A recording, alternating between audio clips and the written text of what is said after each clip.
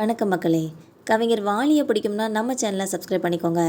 தமிழ் திரையுலகத்தில் கவியரசர்னு சொன்னாலே நம்ம நினைவுக்கு வர்றது கண்ணதாசன் தான். அவரோட பாடல்கள் அத்தனையுமே தேன் சிந்தும் ரகங்கள்னே சொல்லலாம். அவருக்கு இணையாக ஒரு காலகட்டத்தில் வளர்ந்து வந்தார் தான் கவிஞர் வாலி அவர்கள். இவரை வாலிப கவிஞர்னு கூப்பிடுவாங்க. அந்த அளவுக்கு பல தலைமுறைகளுக்கும் இளம் ரசிகர்களுக்கும் பிடிக்கும் வகையில் காதல் ரசம் சொட்டும் பாடல்களை எழுதியிருக்காரு. அந்த வகையில் ஒரு விஷயத்தில் கண்ணதாசனை விட வாலி ஒரு படி மேலேயே போயிட்டார்னு சொல்லலாம். மாடர்ன் தியேட்டர்ஸ் நிறுவனம் அந்த காலத்தில் ரொம்பவே பிரபலமானது. அந்த நிறுவனத்தோட படங்கள்னாலே ஒரு தனித்தன்மை இருக்கும், படமும் ஹிட் ஆகும். கண்ணதாசனுக்கு மாடர்ன் தியேட்டர்ஸ் அதிபர் சுந்தரருக்கும் நல்ல நட்பு இருக்குது. அதனால் அவங்க தயாரிக்கும் படத்துக்கு சம்பளத்தை பற்றி எதுவும் பேச மாட்டாங்களாம். அவங்க தரதை வாங்கிக்கு வரான். அதே சமயத்தில் வாலிக்கும் ஒரு நாள் அந்த நிறுவனத்துலேருந்து 1964 பாடல் எழுத அழைப்பு வந்துச்சான்.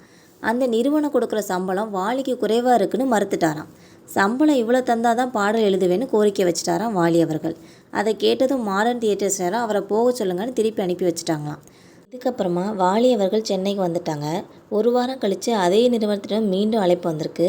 அப்போ அவர்கிட்ட பேசினது அர்த்தநாரி அவர்கள். இவங்க மாடர்ன் தியேட்டர்ஸோட அதிபர் சுந்தரத்துக்கு வலது கையாக இருந்தவங்க. வாலி கிட்ட சொல்கிறாங்க, நீங்கள் கேட்ட தொகையை தருவதற்கு எங்கள் நிறுவனம் சம்மதிச்சிருச்சுன்னு சொல்கிறாங்க.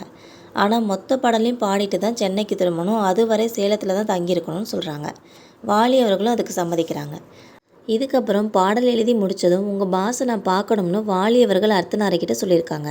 அதுக்கு ஏற்பாடு செய்கிறேன்னு சொல்லி 2 பேரையும் சந்திக்க வச்சுருக்காங்க.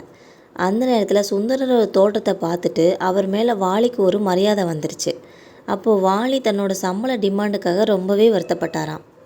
அதற்கு சுந்தரம் அவர்களும் பரவாயில்லைன்னு சொல்லியிருக்காங்க.